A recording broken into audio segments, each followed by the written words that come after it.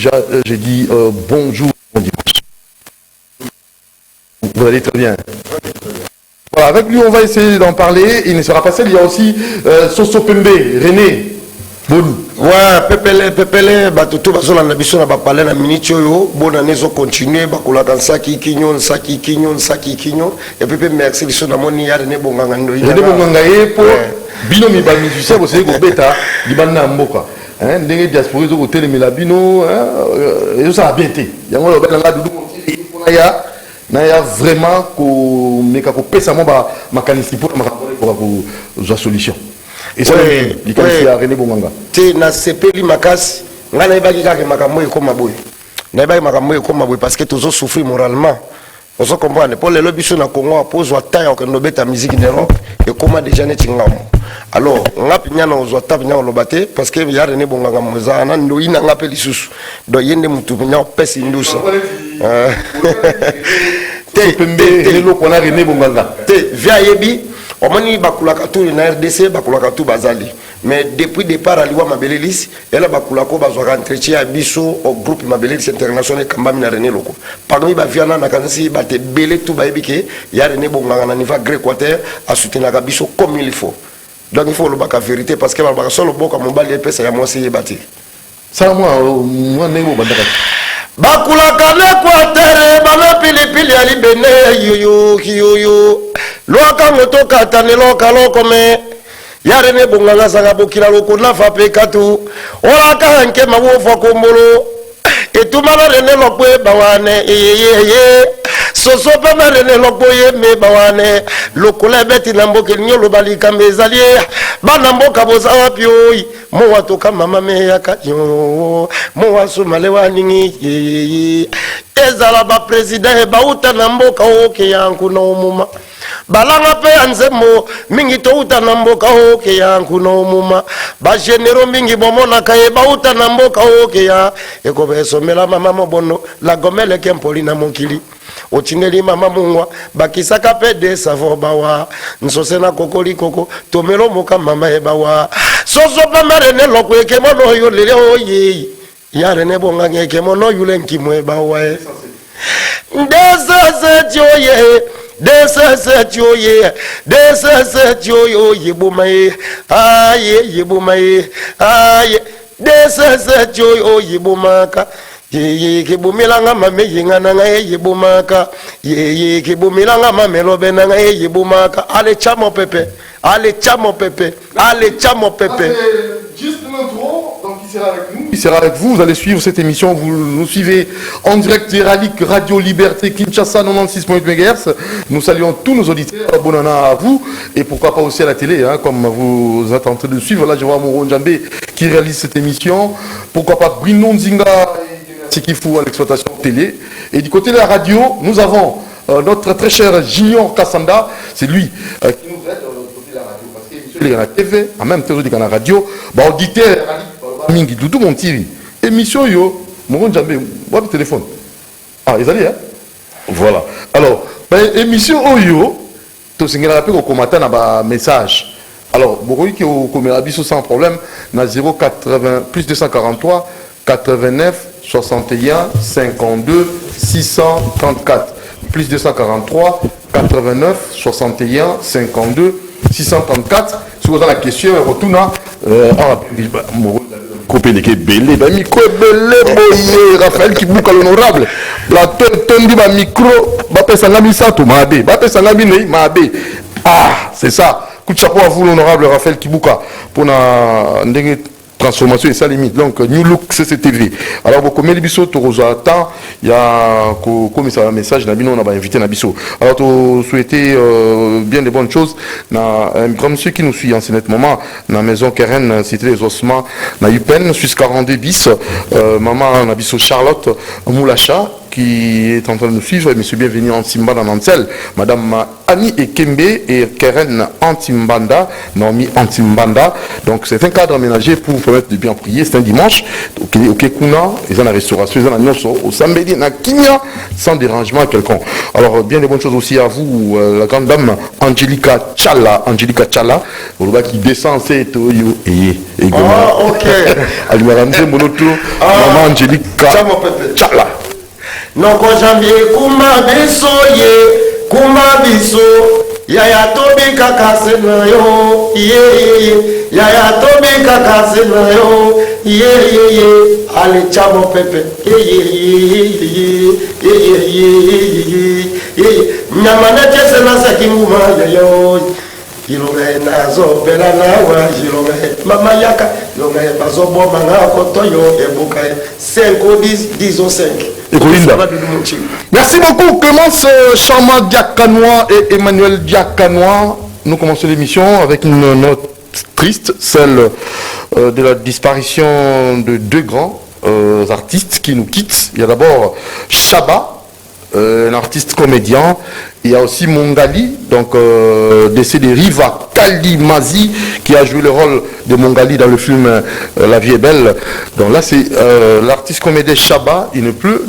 Donc là aussi, vous avez Riva Riva Kalimazi, qui a joué le rôle de Mongali, il n'est plus. Donc des grands Batiki Bissot.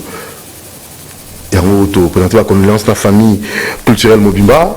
To présenter la condoléance na bateau balingaka pe balingaka biologique pe famille biologique nae alors on a habité bon on vient à biso défend tout le bien kango donc aussi la paix rapatriement cornae on a kin na habité nécessairement on doit avoir de plus en plus de précisions sur ça chaque Congo des autres sur corps que na mona ne compété il y a des fautes on attend l'arrivée le rapatriement de son corps alors un mot pour Nango. Non, bah, condoléances, c'est la mingi. Chaba Tikibiso, Mongala Tikibiso, Def Defort Tikibiso. Oui, donc mes condoléances à ma famille tout, au Bazolanda Biso, na CCTV. Donc, ma famille, Nyoso, Baby qui va à l'Ikama, et puis Biso artiste, et toujours reconnaître en haut, et bien condoléances à Manda Kunabango, et puis tous ensemble, tous toujours si Manabango, parce qu'il y a des artistes comme Bango, dans les Alikamo et Zubiso. Donc, tout le monde est arrangé, parce que Mikolo peut Bazawana. Très bien. Alors on va aussi tout au long de ces émissions suivre l'an 1 de monsieur l'honorable Baya, André Baya Masumbu. Atika Bisso, Bozotan, tout au long de cette émission, Bolanda, l'an 1, les Kaki, va condoléance et tout petit courage dans la famille Mobimba, et surtout Jean Liévin Umba, qui est le président de RECO, donc la RECO. J'ose croire que vous aurez les images tout au long de cette émission. Place à notre invité, Otoyambi, pour notre 12 mouquets, la proposition d'un groupe, ça d'abord, pour notre cas, il y a des décès, Salemi, d'abord, papa, des Fawatiki Bisso, il y a aussi Chaba, il y a aussi Mongali. On a habité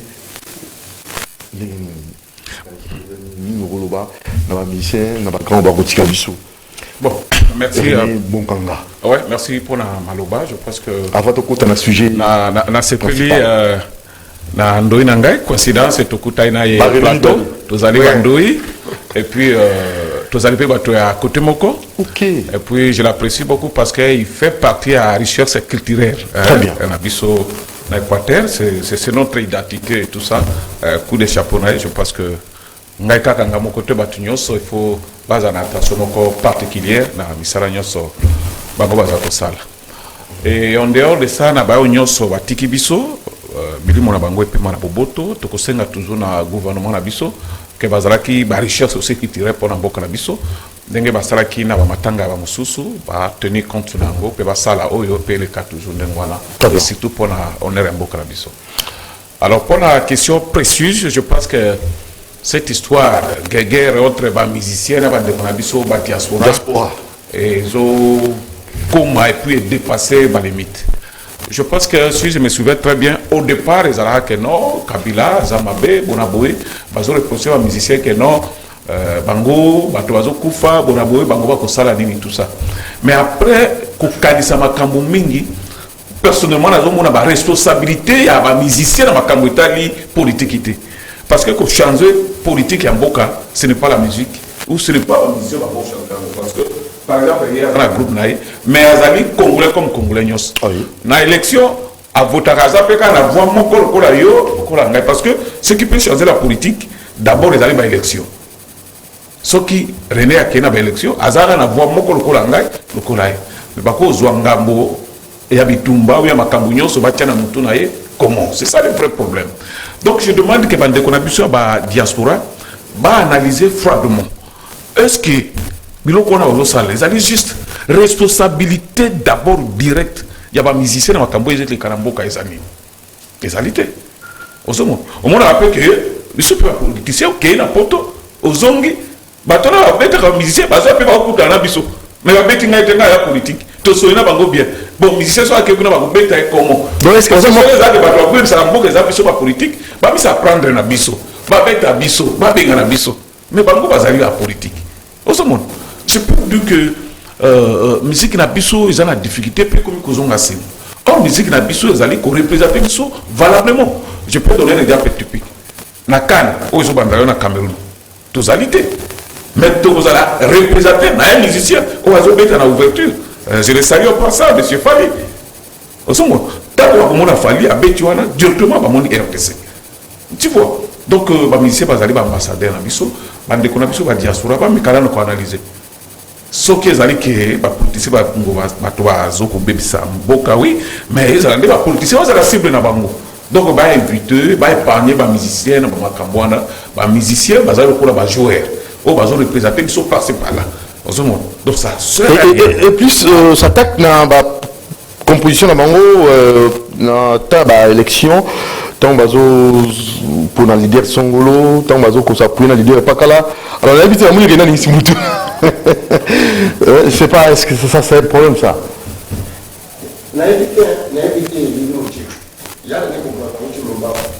est-ce que qui dit musicien copie na biso eza koyemba copie na biso eza koyemba ah lelo ngako na président trop fallait se représenter biso déjà na Cameroun batie kuna beta balite mais batie kuna ye ayemba ce n'est pas dit que les lobbies artistes congolais kaka ba congolais ba so biso mo to tomoli to tchala ba homme politique na biso te to tomoli bande ko na biso te ba le ba tomola ba biso to est-ce que c'est quoi la jalousie quoi et c'est clair non il y a quelque chose pour se pénaliser biso artistes congolais donc il y a des bons ngana bien so ki ko sur la pona akota na mozindo eza nini René Babie au crédit tima siko na so comprendre te parce que nous on avait biso ba René Lokota que mokita mabelelisi il faut na beta rapport ko ba ni tu vas so beta mabelelisi akufa azo occasion na te mais na René Loko état que descendre il faut na beta rapport ceux qui na beta rapport ya René Bonga qui na beta Zénith ou bien beta ba sal toile et ça représente pour la fierté à Congo. Mais il y a la difficulté moko ezawana comme il y a ne bonga za na plateau monde entier zo landa e a solo la to e ba virus moko ezawana parce que toi ba innocent ce qui est le lot du monchi au bengi na embilo de na embilo mais comme biso vagabonti ou bien si koto ça koyembe comme mabe ce qu'on est pas fait ça biso ba conseiller tu vas nous préparer conseil na Fibox les 22 a même taper na beta Romeo Golf bon si ko to cha producteur wana ba ti quand même ko beti sa biso parce que comme kanga to betela bango lisusu komi ngabo ya na ye manze momoke zo mana inze album na ngezo yobe na loso yembela ngi komi ngamo na Congo oui yembela nga mais non le temps René Bonga tozu qu'il a pris il me regarde ça à rappel non mwasi moko mibali sa mona mboka njote koma butiki wo walobingo nganyama ye wo walobingo nganyama shirike ba kamaladeo muziki bani kanga buta na maputa na tolali botewa nite zuelange komi ndongani te zuelanga botewa nite yemelange komi ngama nite yemelanga yemelange komi ngamwe o yemelange komi ngamu na yemelange komi nyungu yemi mowa munganya metomwe yayo yemelange komi nyungu yemelange komi nyungu simelange komi ngamu. C'est ça. Simbelanga nini iko mangamba. Simbelanga eloka ko simbisa mutu na yende ko simbisa dudu monchiri na akozwa eko mingamba. Na yembeli ya René Bonganga après sangali kona na ya kozwa ekomi problème to yembela ba politicien ekomi problème na ba diaspora to ko yembela na mboloko ne Équateur mboloko na simbiriki somi yembela simbiriki yembela nge komi no to mwe yembela nge komi ngamona ko to yembela bate komi ngamwe yemi mu nganyame nzambe zabozonga mokili ko tirugingi. René, l'artiste pleure. Oui, Azan a raison. René, Je pense que... Bonganga répondre René Lokwa. Oui, nazo répondre hier, peut na répondre ba Congolais nyonso et surtout ba Zalibanda. Effectivement, ba na problème te. Ce que tali problème wana. Si les formes, même forme, ba na problème te. Imaginez que ba diaspora ba beta ba musicien, ba zappé na ba obédience politique na bango. Okomona ke ba oyo ba soutenir la politicien oyo. Ba oyo ba soutenir la politicien oyo. Or, bateau, reprocher sa boca, et ils arrivent à politiciens ou ils soutenir. Bon, rôle des musiciens, ils ont wapi. Vous comprenez? Donc ça pose un problème très sérieux. Les musiciens, ils ont un comme moko. Les musiciens, ceux qui ont mais ils vont dire, soit ils vont dire, si vous politiciens sont le peuple, donc ça pose problème. Donc, ils ont un problème moko qui est ou jalousie est en akati ou est en agenda caché ce que vous allez kamoke ba futa ka bango mbongo que ba sala pourcentage ndenge ya lubezo ke no beta abeti ya lukambo biso bino ba dia ba bozo mo pata bo ba lo ba vrai kambo yo bazola de la musicien exact parce que tous les combattants ba sala ka désordre on komona ke bango ba soutenir politicien tel mais la politicien de bato bazo be bisamboka ozo ozo soutenir politicien mais ozo beta musicien. Oh la salaka a des mon côté oh est allé mboka. Sauf mboka oh politicien a bongisi yango musicien peut causer la bénéficiaire. Oso mona uti ko lo ba artiste na biso ba kufina ba conditions difficiles. Comment est-ce que la bango pe ba victime de la politique ya mboka. Ah, victime. Mais que faire pour l'artiste? J'arrive. Toujours ba vivre bango ba vivre œuvre na bango. Ba biloko oyo bango ba betaka wa ba méritaka te oyo e ko ki ba zo yango. On se comprend. Organisation à maison moko ezalaka que no chaque musicien sera beta a bomba kama bongo kuna ne sokoda. Est-ce que bazo bénéficier nango? Moto akotia miso ko eloko na ebonga ezali ba autorité. Et tant que politique ezali stabilité, ba ko la victime. Donc bango pe ba victime. Mais comment ba victime ba ya lisusu ko beta bango bien ko empêcher bango. Ça pose un problème. C'est grave. Ils sont les innocents. Na ba anglais tout. Donc, moi, je n'ai pas de débat contradictoire. Je n'ai pas de débat. Je n'ai pas de débat. Le mot, les musiciens ne sont pas des contenu non. Donc, j'ai la musique, il y a un Congo. Donc, vous voulez me dire que dans le monde entier, il y a un Congo. On voit des musiques aux États-Unis. Et tout ça. Et mais ça passe. Ça n'a rien à voir avec la politique. Pas la télé, mais ça passe dans la... Ceux qui balingi, balongwa ba diaspora comme ba pasteur. Ba docteur ba tout que non bona. Moto yo pas ko régulariser musique ezali l'état. Très bien. Merci. On se comprend. Ezali l'état, ezali individu ba tout bona boté. On comprend. Donc ba diaspora ba ndeko na biso batika ko sala biloko wana. On se comprend. Ceux qui ezali problème politique, cible na bango ezali ba politicien et non ba musicien. Tonga na kotanga na yebi bato wana. Dans le groupe tel va soutenir la politique, groupe tel va soutenir la politique. Non, on attend qu'il combat mon tout. Et on s'appelle les codes. On s'appelle les codes. On s'appelle les codes. Les communautés comme la Bango. Pour le combat, là, combat, on s'en va beaucoup de ça. C'est quel combat? Comment on dit ça? On dit Naï, ok, tu n'as rien à faire, tu dois pas côté moko. On se comprend. Mais c'est le premier exemple de Konangana, le Bakazo, ça la bonne beauté, non. La libération de tout un peuple, ça se passe par 8000 km. Libération, c'est à 8000 km. Jamais. Donc, pourquoi tu as la kin? La kin. C'est quoi le tu as la Batubaza Sima, à lobby que Bonabobo, a posé candidature, a voté, vision à Zanango, a changé beaucoup. A changé beaucoup, a fingate, a changé beaucoup, a bêta batouti. La violence, il y a un lobby qui, tu commences à l'élection, tu préparer l'élection en 2023. Ce que mon épouse a la vision à bien. Au lieu d'un boka, au lieu de Congolais, vision à l'ouana. Soit mon épouse de quoi on a souci na biso. Bah voter et puis ma yellow aux yango, vision aux yango, au tien à l'œuvre de façon que la situation change. Ok, au bétier, à zongi, au changer le roni. Mboka tient à n'importe quel liwana. En ce moment, donc les gens à mon côté, bah tiens quand même stop. va analyser que oh tout ça la motivation des années et convaincre bateau que ceux qui toujours fait qui ça bateau alors que oui bah ça a raison mais va politiciens bateau bah oui ça mboka bateau ya kuna bozo kuta la bango na ba hôtel bazo kabela bino pe ba mbongo mais bon qui ka bango beta bango te beta musicien donc ça n'a pas de sens et comme sabotage Quoi? Et comme sabotage pour la vie sur l'artiste Sony et comme sabotage pour la vie sur l'artiste l'artiste est là to commune na Congo ndre to elo côté C'est vrai ça? Oui, bien non sûr. non c'est pas Il y a beaucoup d'artistes. Tu n'as pas pour la ligne. Tu n'as pas pour la ligne. C'est vraiment artiste, ça veut dire. Tu n'as pas pour la ligne. Oui. Tu sais pourquoi? Est-ce que la Côte d'Ivoire, politique de Kakuna, Bazape n'a pas opposé, Bazape n'a pas tout. Tout le monde dans Cameroun. Là, Samuel était comme président FIFA. Oui. Mais Azaki joueur, au biso maintenant vétéran maboko. Mais tant la zone na mboka na avec star na biso parce que joueur musicien to ba star biso tout même ba comédien. Mais là tant il y a la vision, il y a que azonga na mboka na atteindre l'objectif, il y a ba projet na a check candidature, il y on a mis président FIFA. Dans quand il fallait de qu'on a biso représenter biso le nom. Tout ça a besoin biso ba artiste. Tout ça la humilier le le comme ça a tout vendre na Congo musicien au boulot qui a non no bête rapport. Mais tant que vous préparez pour mettre la pote, préparez pour la coffre au besoin. Oh. Mais si quoi, ou bien tu coques des poteaux, ou bien tout ça. Et quel danger? Quel danger?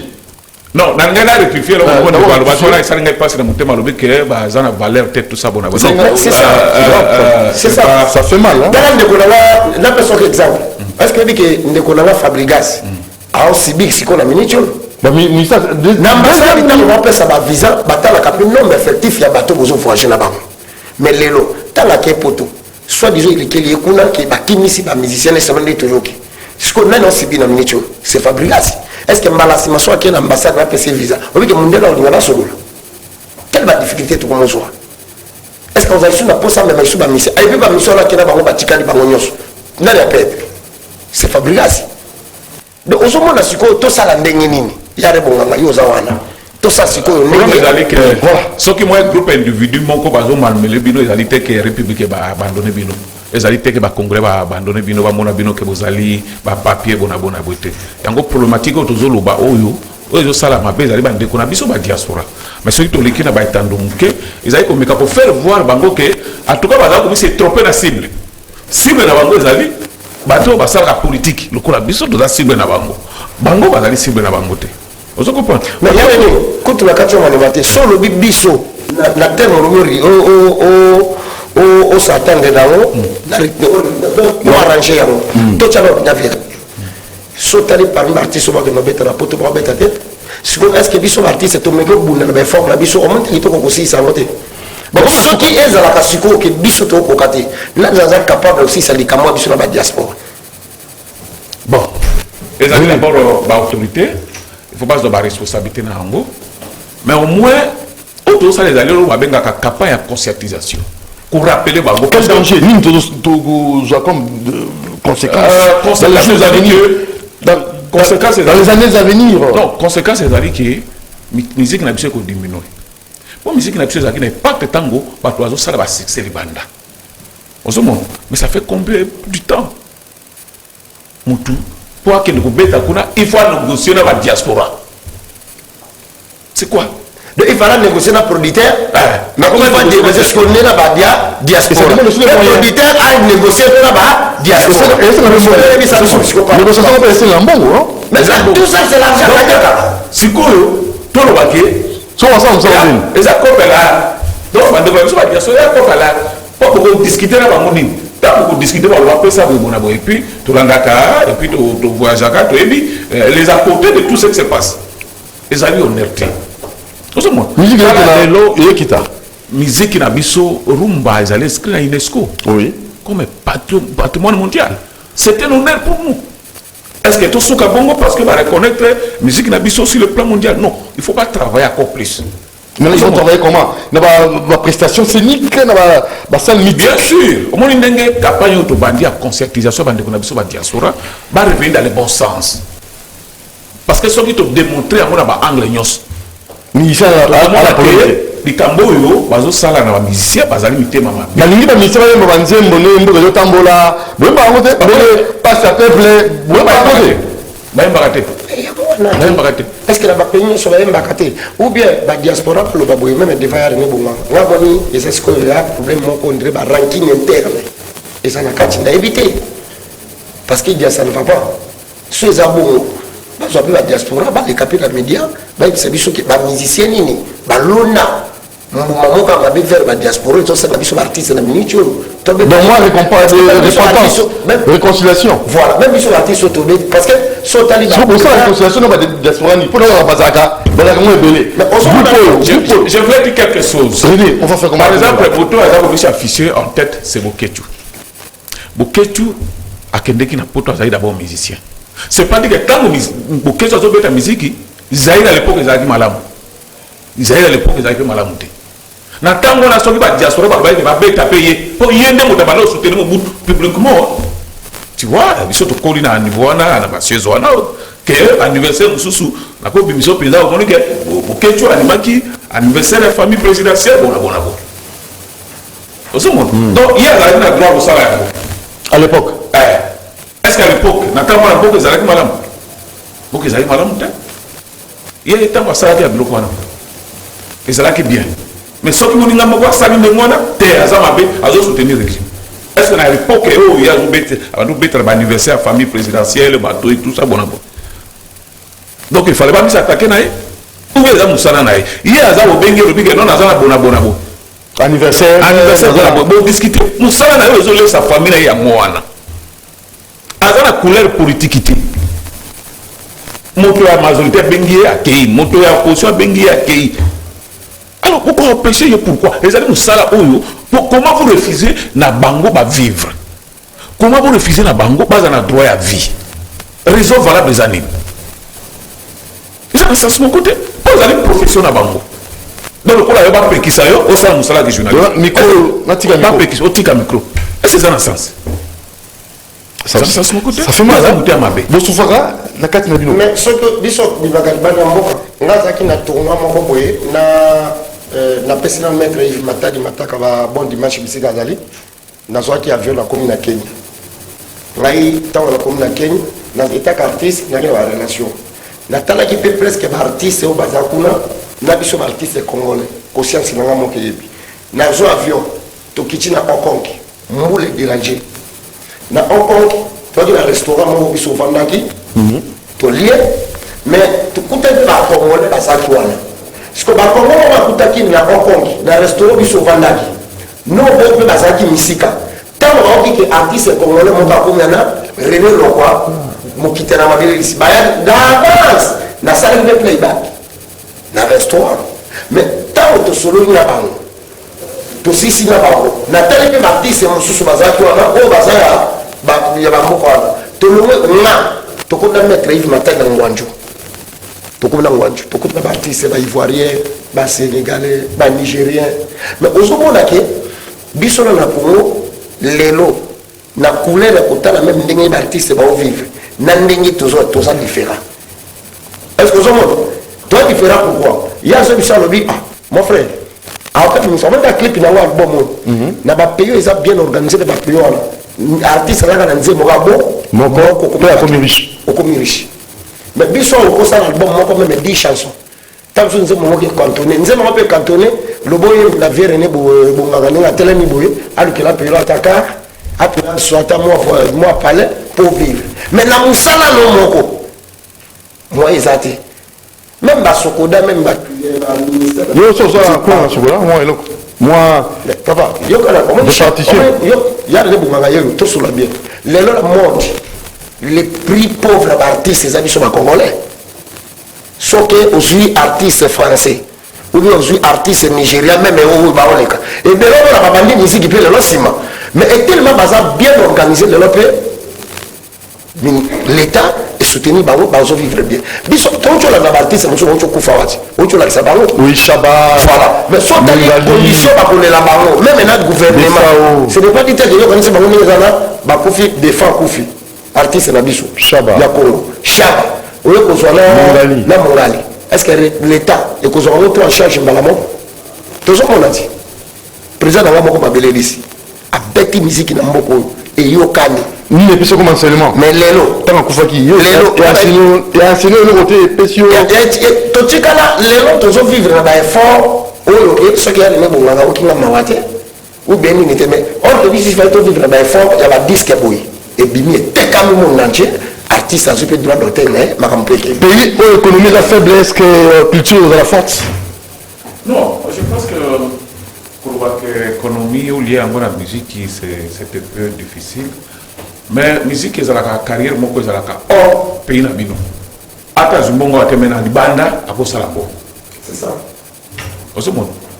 Pour ça, la musique, c'est que outil même pays d'origine, à Bango, à Zumbongo, à musique des États-Unis, à Yoko Tongarambo, ça arrive. Donc, Bazali a un secteur d'opération très vaste. Donc maintenant, il faut que Makamoto soit bien. En fait, on peut responsabiliser qui? Le ministère de la Culture, on peut responsabiliser qui? Non, si la politique ne marche pas. C'est la politique qui bloque tout, c'est ça. Et ça, c'est un secteur de mon côté. Tant que la politique est en le secteur, bien sûr, vous allez toucher. Comme le secteur de l'économie, vous allez toucher, le secteur de la culture, vous allez toucher. C'est ça. Donc, ceux qui vont dire que vous allez faire la revendication pour changer les choses, la politique, oui, politique, ils ont tant pour la malamité. Mais les méthodes pour changer, ils allaient à remettre à la batute. Bateau va aller concerner. C'est ça le vrai problème, il faut que clair. Ah, ouais, l'économie est en mabé. Bazouaka, n'est-ce pas que nous avons un question, il faut que les bandes, les concerne, les titi, parce que l'économie n'a pas depuis même l'époque où ça pose toujours problème. Il y a un moment qui faut que les musiciens n'aient pas besoin de faire des choses qui ne pas concert, les bandes moniques à Zongi, les Moussou, à Kabili, à Biel, à Zupembo, à Sobi Lupan. Mais Bazali bloqué, politique peut aller bien. Donc, la politique est bien, non, c'est aller foutu. Donc, tout le monde a beaucoup de c'est ça perte mon pour un bon avis, non. Ils allaient perdre. Oh, bateau, banda pour la musique, n'a pas respecté la musique. Bateau, pas respecté quand tu vas pays voisins, Kenya, Tanzanie, tout ça. Ils ont respecté Bissou. Mais Bissou, ils ont créé un problème. Et c'est bon, on a qu'on dit pour nous. Ah, tu es arrivé dans le plateau. Bon, oui, est-ce que c'est là, mais moi, lobbying, l'habitude, entre nos pays. Vous organisez des artistes. Nani, du coup, mon chef, information sur les artistes et les cacatés, ça, bien, les journalistes, boyeba. Ce qui est qui est bakulu, tu as vu, tu as dit, ça va démarche, ce qui est simba, mais là, tu as même artiste, peut toujours aller là, ou leader à Koufi, mais il y a les autres défendent toujours critères, n'a pas moka, mais tu as surtout stable. Ce n'est pas une condition pour aller là, ce n'est pas une condition pour aller là, on cause en idée. Son ambition lelo tam soso ou bien René azana moi parler na son ambition cause la nidité quand il y a pour ça en tout cas au sali mais la gymnastique mot terrible quand il y a conseil bon niveau ça lelo biso to zo artiste pour gagner ma chose moi là au moment parler puis moi tout cas bien quand on yo kaka ba ke ba bengo na Côte d'Ivoire ba ke ba bengo na Poto ba ke ba passer par là au petit concert parmi les fanatiques ba ko ya mokuna bande kopé bazana osupi mo pakolami ozongi pa okomoyi bakete na jonathan na kinkole na tuna ta kota poto na soma pour le lata na kufi bana kala bati kala ba vivre wana est-ce que vous comprenez parce que sont visés to comme un milliardaire artiste milliardaire net ba États-Unis ba artiste à la France net na Nigeria ba collègue na biso manini et ko simba parce que tu jusqu'à là ndenge to tikomu tchala moto ki obotami na Congo ka ozobota mabanda ko la passe ya Congo qui okufa otika avec la passe ya Congo. Ça ne vous interpelle pas vous en tant que politique, René Bongonga? Non, vous avez le micro. Ça fait mal, hein? À continuer à ma diaspora, est-ce qu'on a espoir que le lobby m'a besoin bien? La caméra les lobbies sont au leader ma belle ici. Président n'a Koufi, ti lelo. Est-ce que ce moment-là, ceux qui m'ont organisé, nous sommes instrumentés? Vous avez un instrument. Jusqu'à maintenant. Parce qu'il y a aussi une question à Tikabiso, je crois on jamais tant au Kabango. Voilà. Maintenant, on va parler d'Abiso. Si on a le bon par rapport à quoi? Toujours les artistes sont Koufa. Bazo Tikabe de l'autre côté. Parmi les artistes sont Tikabiso. Même il y a des bons gazana. Les artistes sont Koufa pauvre. Mais les artistes sont présentés, chrétiens, Abiso, il y a Congo, le monde entier. Mais toujours, tout comment qui se passe. Biso toujours la carte à quoi biso est que balanga nzembo biso moto ko katel l'été soit biso en charge oyo etali badiaspora vis-à-vis ya rni bokonga ndenge oloba biso mpe baartiste tobundi tokoki te ye esengaka lete tia biso maboko c'est tout bakomi na suka bamusicien baartiste bakomi na suka non bakomi na suka bon ezali devoir l'état congolais azwa parce que culture oyo bazoprésente yango libanda eza mpe richesse ya ekolo ozo comprendre donc il faut l'état azwa baresponsabilité soki problème ezali na une motivation réellement politique awa basenga mpe dialogue bafandi te que qu'est-ce qui se passe soki revendication ya badiaspora ezali réellement politique baautorité bazwa contact na bango d'une façon officielle badiscuter boketu alingi nani alingana nani peut-être apparemment boketu te alingi mutu te non entre nous qui combattant les amis en fait business business voilà mais je te dis c'est un business je vous ai donné un exemple hier moko boketu musicien oyo abetela bakonzi koleka ye aza te je te dis bon c'est de l'Équateur c'est bon je peux pas parler sur qui wana biso to mike wana minene ya badinosaure na ntango mobutu ye moto bandaki kobeta alors imagine ke na ngonga wana mpe babeta ye poke bamonaki ye na anniversaire mobutu bamonaki ye na anniversaire ele ekola kosala ndenge nini o akende koyebola bato te akende wana eza mosala na profession kaka ndenge nalobaki ye lelo bakobenga ye nakingaka te pa kabila na anniversaire mona kabila so bamoni kuna babeta ye félix akobenga ye lelo na anniversaire mpe ya mwasi nakende obeta babeta ye bamoni ye pa na fade na oyo pa martin fayulu abeta kuna babeta te oyo ezotinde kuna eza mosala na ye oyo azolesa bana na ye famille na ye c'est ça il n'a rien à voir avec la politique il n'a rien à voir avec telle personne ou telle personne mais ezali métier oyo ezosala ke bana ne batanga classe bateau peut na bango afuta bango quelque chose. Voilà, on va revenir avec vous. On va marquer une pause. Déjà une année depuis que l'honorable André Massumbu Baya nous a quittés. Donc nous osons croire que ça fait très mal à la famille et surtout les amis de ces partis politiques réco, Jean-Liévin Umbal, toute la famille ensemble pour encore commémorer cette disparition qui fait toujours mal jusque-là. Suivons et nous en revisitons après.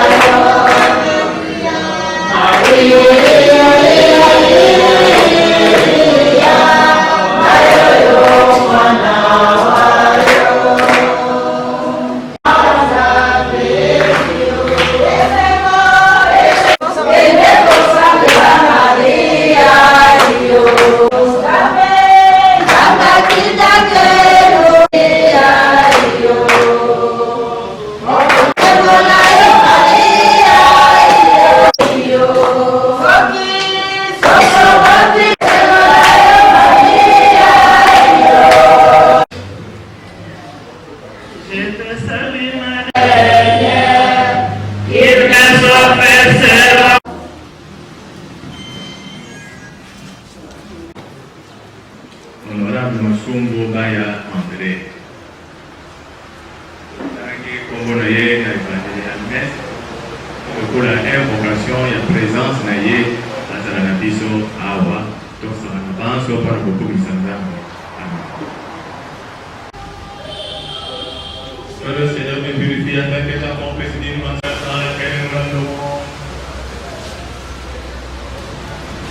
et puis frère, pour maintenant les étrangers, mais en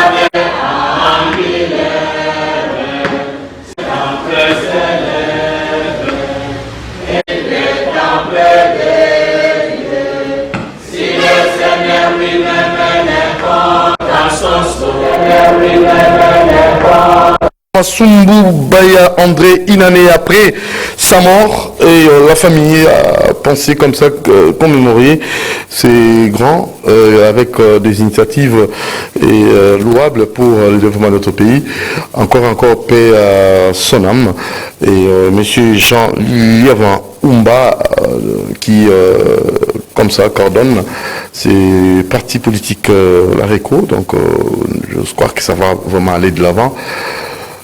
Courage à la famille biologique de l'honorable André Baya Masumbu. Une année après, nous n'oublierons jamais et tes bienfaits et Kalikaka, ça demeure dans nos cœurs. On va suivre d'abord le témoignage, hein? Un petit témoignage de, je crois, 2 minutes. C'est monsieur Jean Liavant Umba. Suivant. C'est parti, Bilonding Amoron Djambé. Dieu merci Kifou. C'est parti. Alors, je vous ai par rapport à nous avons dit pour ça, comme il a permis d'être élu pour les traditions, allez, et tout ensemble, ils sont là et tout parce que nous avons oublié de grâce. Oui.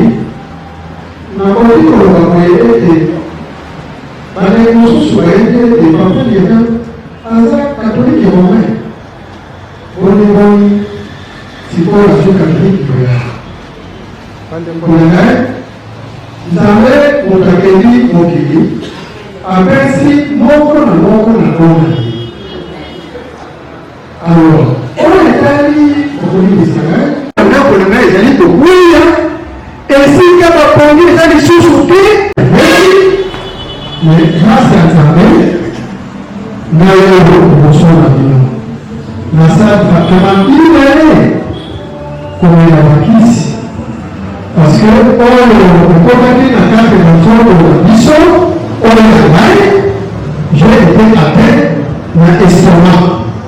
Mais Dieu merci, les règles n'étaient pas attaquées. Et c'est comme ça que je vais le soir.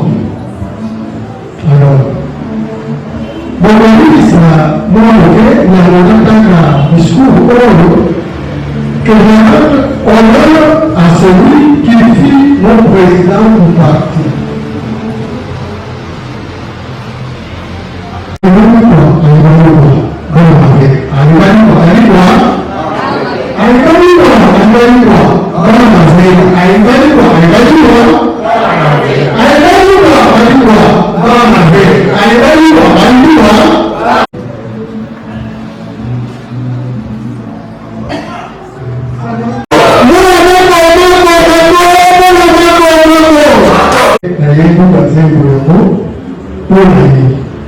Merci.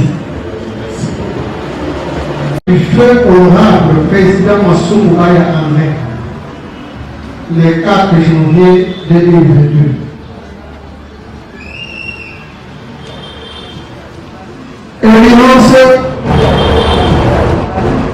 Monsieur Jean-Julien Van Oumba. Alors là, nous avons notre décor. Hein. Cette fois-ci, René Bonganga Azali, René Loko Azali, Soso Pembe, Tobakisi, King Kester Aminea, avec professeur assistant, Tango Azalaki, professeur titulaire, voilà, c'est vraiment solo. Hein.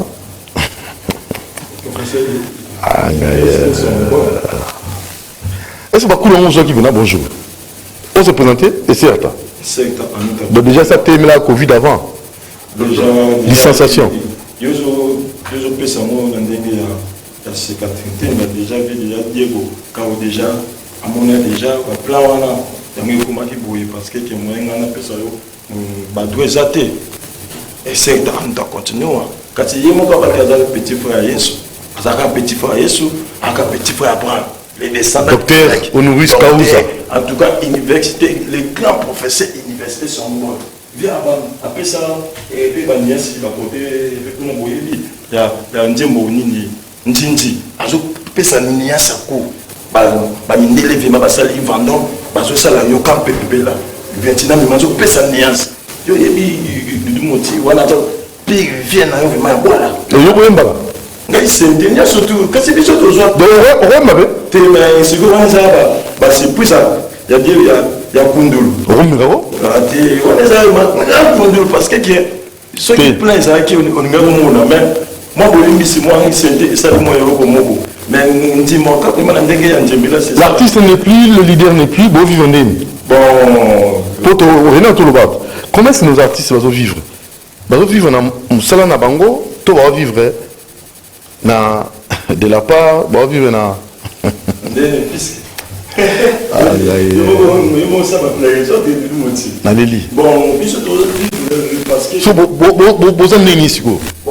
Parce que hier, vous avez concert en fond, on peut force. En tout cas, chaque samedi, 12 ans, Moro et mon voisin, ça dit quelque chose. N'a pas la partie plein. N'évitez ceux qui mangent du poids, puis surtout les gamins, les grands trop tenus, toujours pas pas vivre. Tant que ça, laissez passer. Il faut tout ça, tout le la marque Cambouza, c'est le terrain. Il y a des gens avec l'objet qui samedi plein à Kosakana, n'a pas de moto, pour la danse, mon corps, mon tuyau yebi. Maniement. Ça blague quitter le coin. Dans cette inspiration, mon frite, mon boy. Dans le là, il y a un dimanche prochain, il y a un santé qui peut vous complet aux monde. Mais le but, tout ça qui m'a plein à constater chez maman la bichot, l'a dit, forcément 50. Chaque samedi, toujours à partir de 17h, tu bandit, 22h. Parce que la loi est dit, c'est la loi. Bon, vous venez, oh! Bon, il y a un salut, moi, Rio. Bichot, toujours, vivre d'abord. Dieu, Nzambe Bosso. Après, il y a mon héros dans l'ombre. Les managers internationaux. Héros dans l'ombre. Les managers internationaux. Il y a le bas qu'il faut. Tout le monde non. Mais il y a un peu de les managers internationaux et l'eau dans l'ombre. Il y a mon cas. L'Ixen pas allé. Oui, viens l'Ixen de Sukwazana. Na kekete azongi kekete na mboka ya keste awasala mwa bilo moboka dikamite to sala tourner wana ya ko sala te to ke mayumbu to ke masamuna to zo kikende ke bonga ya sa to kende ki kuti to ke ne masimani ba ende to zo tambola non na mboka ya vie pour to zo su pifo en tout cas to za wana chaque samedi to za payer na Fox inde na Ocholoba awa Fox européen 50 chez mais il a dit j'ai dit tout ça, na Fibos, Doudou Moti, Vito et Lesson, Dumiban, Dimtim, avec ses amis fidèles, au Viatica, au Bazalaka, Vito, au Bazalana Souci, puis en tout cas, et toi, la Zawana, nombre one Azana, Badayo, on a des grands mains, il y a un coup de là-bas, et pas le tout ça, tout complet, n'est Viatica Bisso. En tout cas, ceux qui ont été, mais pas tous ceux qui ont été, au salaire, plaît les autres. Parce que, Batouazo, il y a des dit quand on est bête, la commission, c'était en tout cas, ça sous c'était la musique.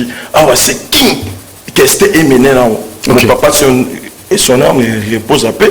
Oyo atia musique oyo mututo akoma ka pe sente liboso ba banda pe ingango oyo église mais ma belle so pour ngana mutu na René to uta pa ma belle savana ki kende pe Victoria to souffrir na e makamazo parce que nzambe la pe na biso na vie na biso ndeko na biso ya na biso papa na biso ko boke tout ça non c'est pour biso photo ki kende susu zeniti wana il faut réunir à Kende sous Olympia.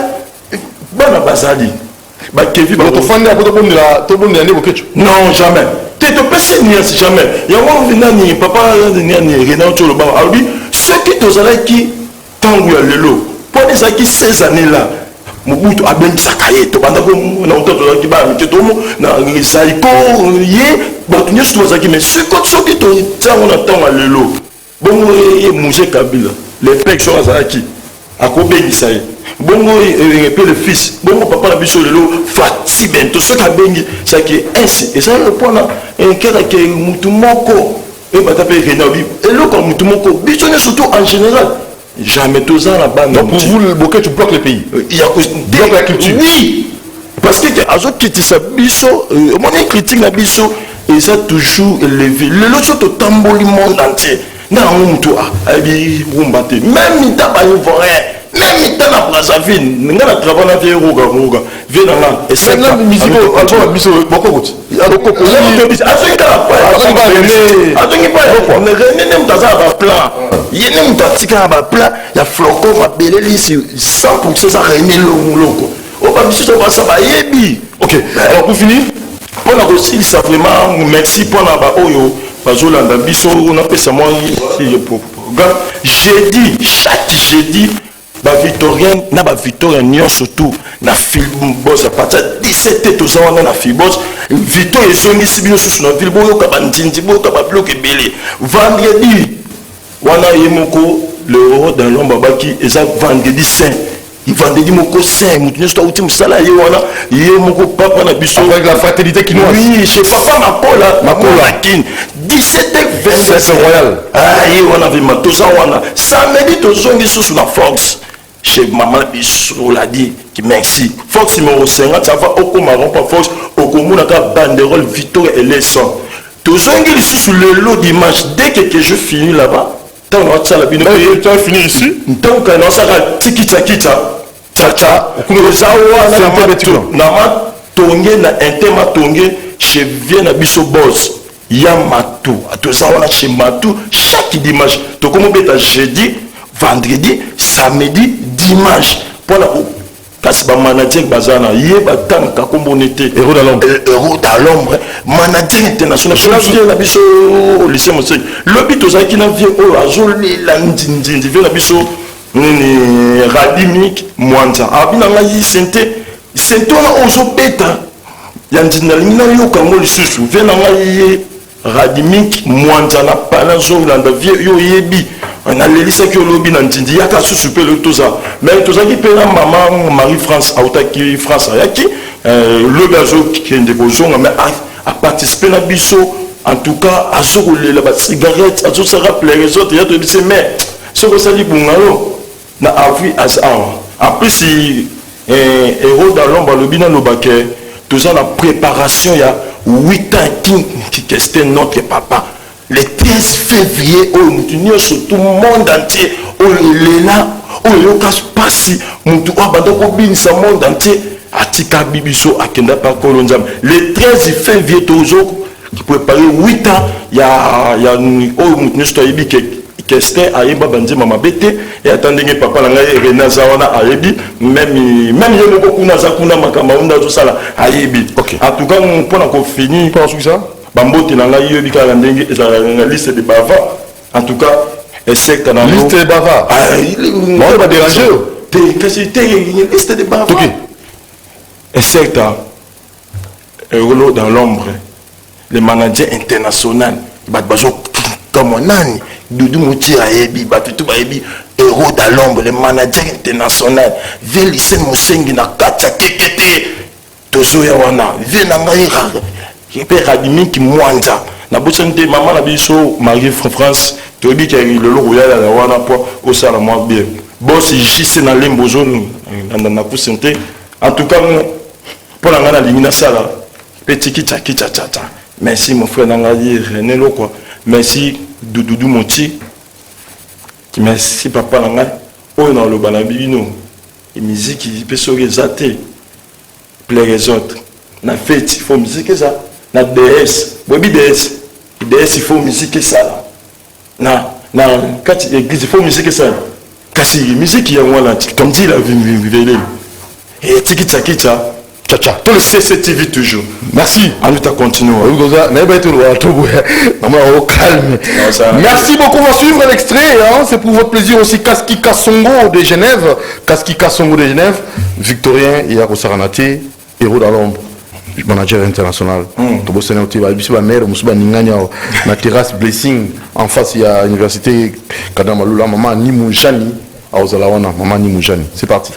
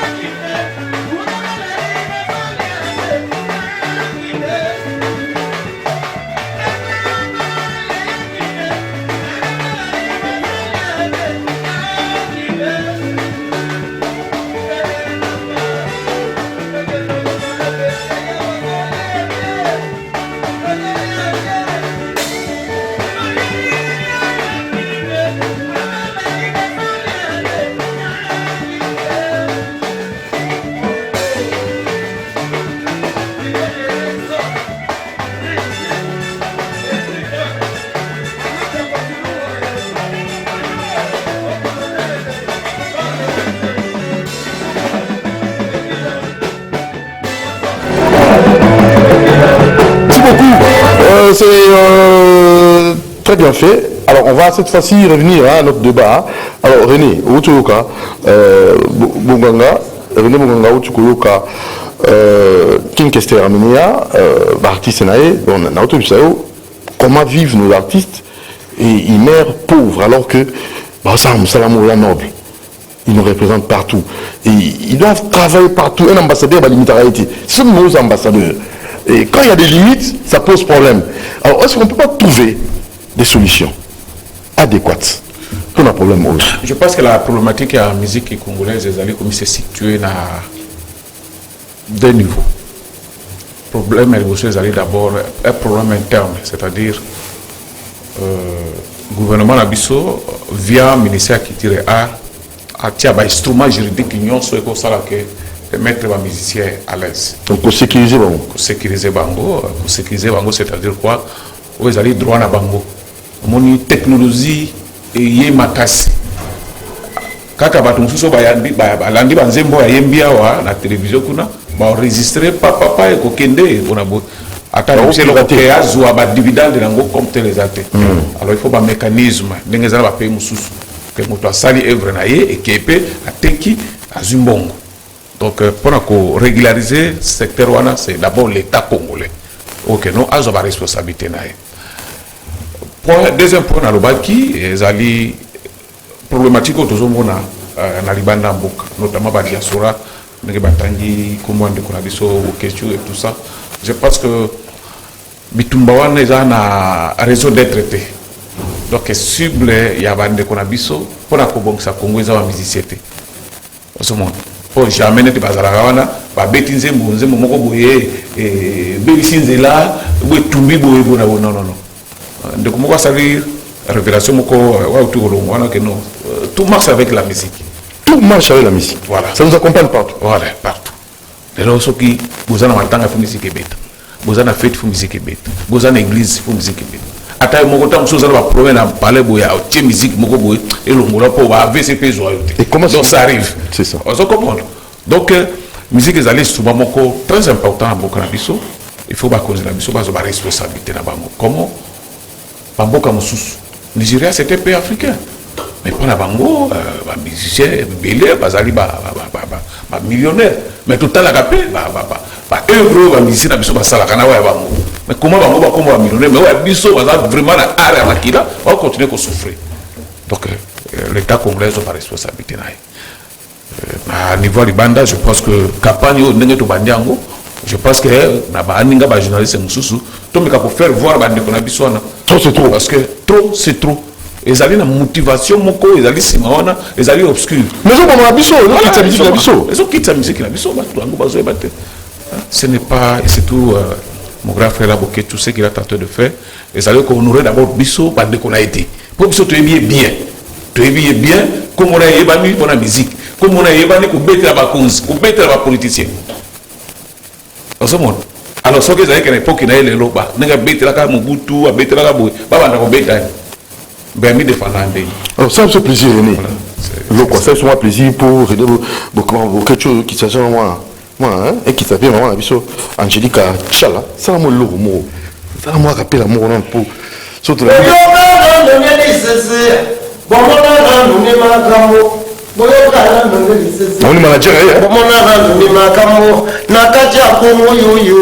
mama yeye rena koma kwema ya o sosope marine lokwa yeye ya mabere lisi achika bana yo ya o rene lokwa na chika wabena mbona biteko ya o boyoka no nelisese bomona no ni makamo boyoka no nelisese bomona no ni makamo nakacha kongo yoyo mama yeye sosope makoma kuyema yemaye ya o bosimana loboko nakende pare ne bonganga ye ya o ichwaki olenya lokosuru usila ye ya bakula kankuma kansaki kinyo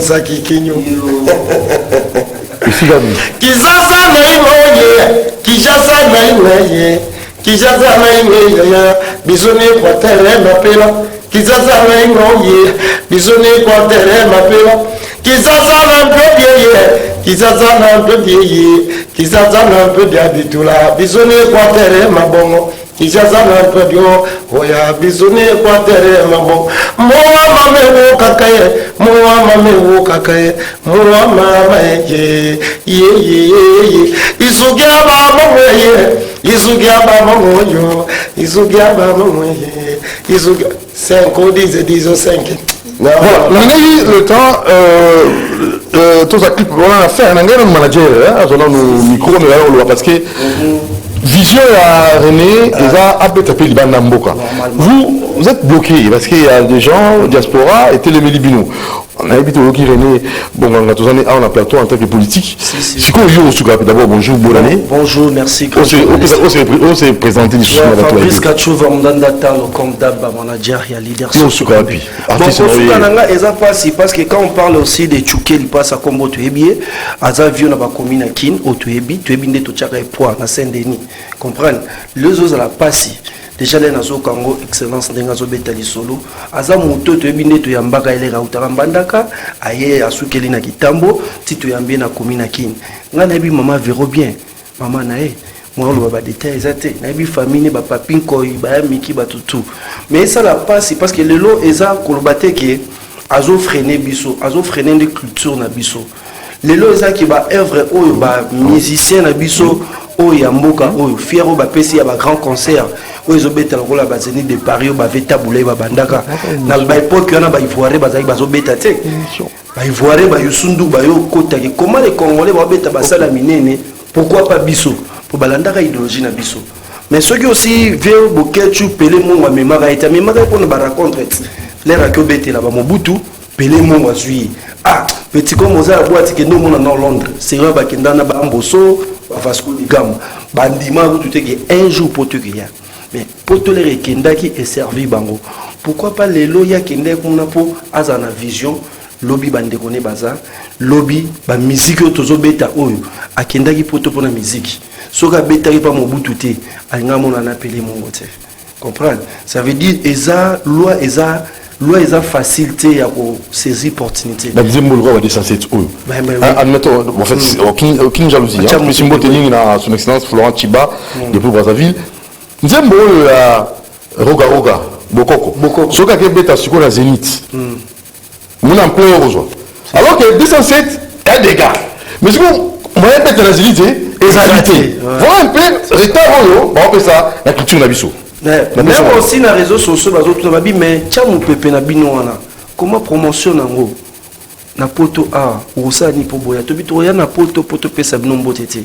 il faut toi na compte ça musala donc le ta conseil na poto va décider mais tu as décidé tu as pas de problème n'était vieille bibiso comprendre tu as pas de problème n'était comprendre toi pas na payer été mais tu as problème n'était mais il y a dit que au bateau bazo va déterminer mabeli ça la ouvre omoni mabeli ça mabele ba solo ana ba wete comprendre mais il faut respect ba weza comprendre les tout tambola auto tambola image ya yemoko mabeli ça mabele eza ba blo mususu même yemoko aibi pe mabeli so to loba comme musuti so eza ki wazo sala na ba oya yazo sala parce que là to ba roga albi bokoko to beta itokia même ba musicien typique ya mutu moko takanga pembe zara ba roga bazui scripture wana ba ibi sente ba pesia mais les ba pesa ngo yozo ndima muta braza oui tout ça famille to bite ba guerre bindu ke beta ya politique eza musique la culture les yazo beta ngo il faut ba mona ke tcha mpepo pe na poto wana aye to beta tike c'est pas so bangani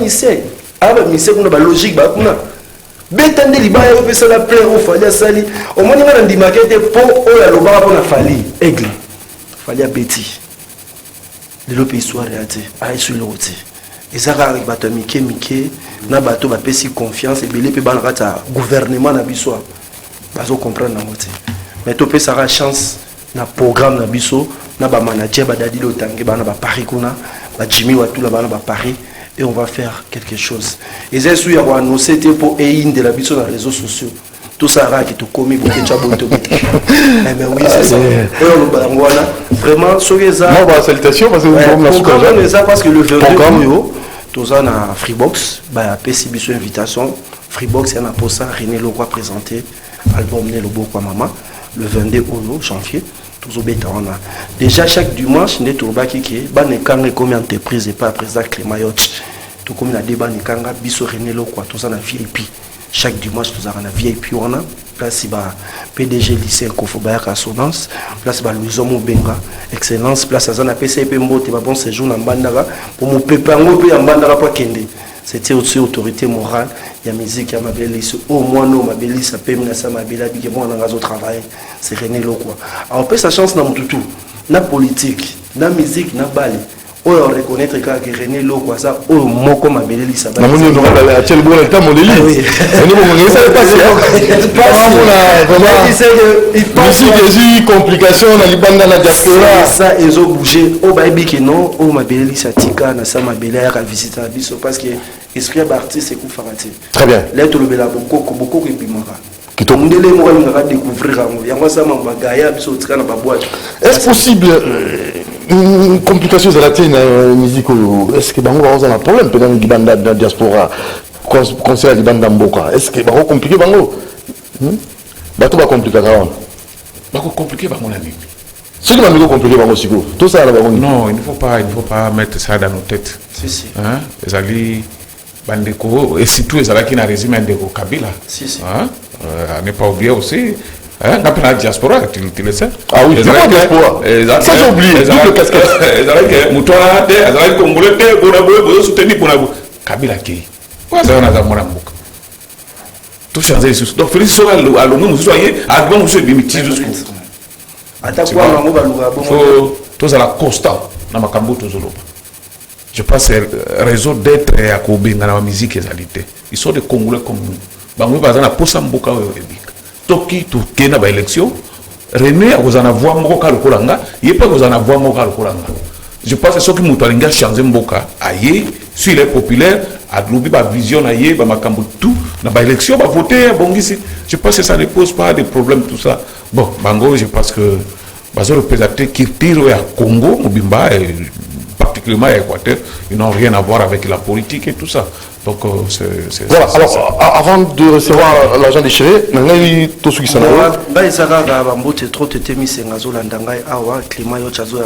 Le 17, les amis de René Lokwa, na Sayoana et pas Jemima, la brésilienne, na ba Mimambou, bisoto tozo kutanana, pour tout ça la ba réunion stratégie, na ba salo aminene, au tozo beta, pending tozo lukato déplacé, na Braza, na force ya chef Sandra, au yazo pesa biso opportunité orchestre, togendo fronté car la musique, togena compte ya politique, c'est là tu vas là c'est nos politiques. Balance biso on te tout. ndenge mboka ezotambola c'est ça etali biso bon un peu oui un peu non oui mais bon tous ça c'est ça exactement na deux facettes. Merci beaucoup, le manager international. Alors, on va recevoir cette fois-ci l'argent déchiré. On a dit au monde a pas de talent, tout ça, on a beaucoup. On a un projet qui doit poto, il y a des banda, une salle mythique. Tout ça, l'argent déchiré. Voilà un artiste, l'argent déchiré. Si va bon dimanche na palais, na evi ke batutu ba moninga baza content. Na pesi ba bon dimanche na ba palais na bana Kinitou, bana Brazzaville, na pesi batutu o balinga chamber pipi de chimpa, pisorchette de srabader. Ngaye au monsieur Piper pile de Corsinel. En tout cas vraiment, il y a Doudou ne so mambweza roinda mabe. Bana Kini bazo benga na comprendre pena ke na confirmer pena ke vérité des stars et ça des gars. Vérité des stars et ça des gars Doudou tout d'abord on a pesi bon dimanche na cordon papa Nabiso Raphaël Kibuki Kibuka papa Raphaël en tout cas ba bon dimanche na yo na famille Mobimbe puis na pesi ba bon dimanche na ngai na président Nabiso papa Jean-Pierre Bemba Gombo donc on a peneza de nécessaire ya Doudou message les inquiétés toujours les capons ça la promotion et la chanson Nabiso to c'est là qui Bernard Kayumba au moni nzembo il faut toujours ko bunda ko les capos ba comprendre pena parce que to ko beta masolo ba loisir te to visa to raisonner que te lobby photo comme abatu to comme abatu kana musique ya balabala te donc il faut ça la clip ya bien oyembi malamu après nzambe bazana ko chama boko na yango moni que te souvent nazoleka toujours pendant otalisa batu otozali otozosala nazotalisa batu que te vie faut ko bunda to ko croiser les bras te il faut toujours ko bunda yango moni nga toujours na représent nalinga kozale pa na yo parce que yo ebi ko pesa ba mission valeur ko pesa ba biso valeur lelo na komi na valeur ngayo soki musique tende musu na oteka mai mais na ko sukaka na limba te lelo ba donner chance lelo na komi artiste et puis na za respect et puis toza bato tozo banga nzambe to tambola na patience veyo mo ebi ça nga toujours petit à la passion ya Doudou très bien alors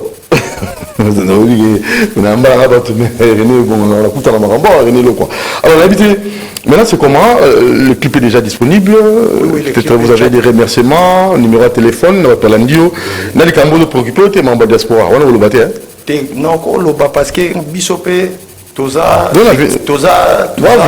victime ya mambwana parce que biso to na voyage mo boy fait to kende festival mo boy na Chine pekaka tozaki na Jafrose mais ba mambo simbate basala biso ba refus de visa nyonso wana monique te yango wana to na ba pasi wana mais grâce à Dieu na ebi que ça va aller toujours le roi ba beaucoup la baza présent René mwana ba mongo pena vie na nga pena ya mabele ya Doudou mona yemba nan ponga na ya ko yemba ça dit na teka fo teka tolika I mama indono kangai molelaka I mama besi sese sona jikila osalinga mabe na mokili na bombi na motema ye nzokande na beti jesongo leta pase yeye oyeleka kala na komi kobanga nzambe bato ya malamu bakufa koya mabe batikalaka nzambe mokonzi yo moko kata likamboka nakomi kobanga dade fumu nakangi motema ye animata dauti na poto azana Kinshasa mado maduse nalelie ya Dudu Montirie benela madade fumwe boyaka kotala ye inosande moye akufa liwana yete ngala sala nini kitambo nzete moko boti na mboka kombo na mo Piper pile ngana lelie soucie bakulaka boyaka kotala boyaka komona merci beaucoup ya Doudou omoni so na oyemba boye parce que biso to bangala toujours na lingaka komemana makamuna kimongo parce que biso to utala biso ba mboka to yakini tozobunda toujours pour Nandoule. En tout cas, Doudou, na minute oyo batutu o bazana posa na nga batutu o balinga ngai tokutana na réflexe lelo naza wana en playback donc batutu boya na réflexe wana naza en playback batutu o bazali ko soutenir bazo sunga biso poto mona na boye na pesi ba bon dimanche na ngai na Dade Fumu na pesi ba bon dimanche na nga na Animatadi et puis na pesi Mado Madous na pesi marché Baudouin Jack Daniel na pesi président Mandé Mazara na marché Baudouin. Merci beaucoup. Na pesi Robi numéro de téléphone en tout cas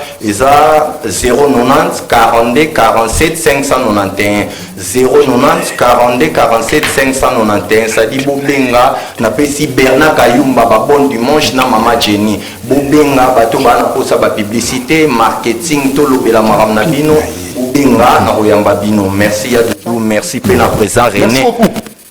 Très bien. Alors, dans le clip, il y a René Lokwa, parce que dans le président de la clip, niveau de la clip, tous les artistes, c'est beaucoup.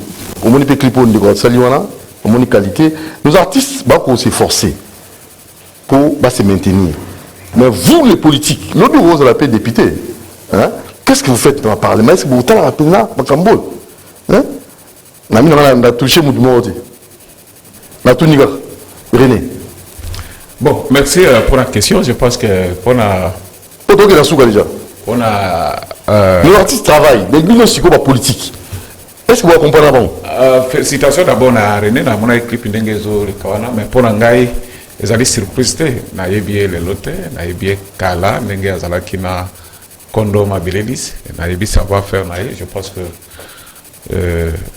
les alindés tout tient ma beaucoup. En dehors à l'État.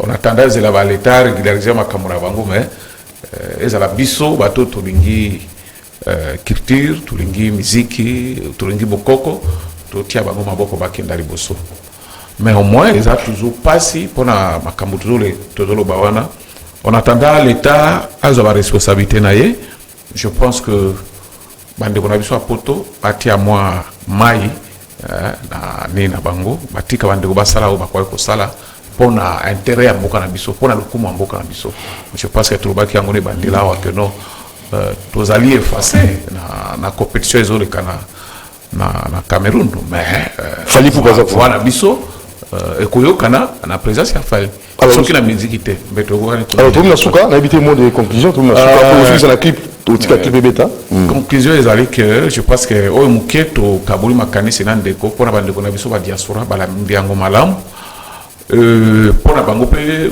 musiciens ils allaient faire interpellation attaque au voyez bah ça biso pe batoli omoni soki ndenge nzembo ezobima bato banda obina to banda ko décortiquer maloba mais voyez ba peut-être que mboka ezape na moi mikakatana bango baza bato toki bazali bato yo ba yebi pe baté ya biso de façon que bango pe ko changer makambo ebele na banzembo bazo yeba voilà un peu voilà la responsabilité René Tokomi Nasuka oui bandembo yekende pour vous repérer ça monter ya pe ouais merci solo bami na kansi kulutu na ngai ya René Bonganga Salobi très important kana pesa programme va pesa programme na ba salutation tout petit casque clip merci la maintenant d'avance tout balandi biso dimanche ya lelo na kansi programme d'angeza le 22 naza na mama na concert na Freebox na okoki manager auto lubawa et puis le lundi na okitewa na barbecue na oshwe ba fanatique tout o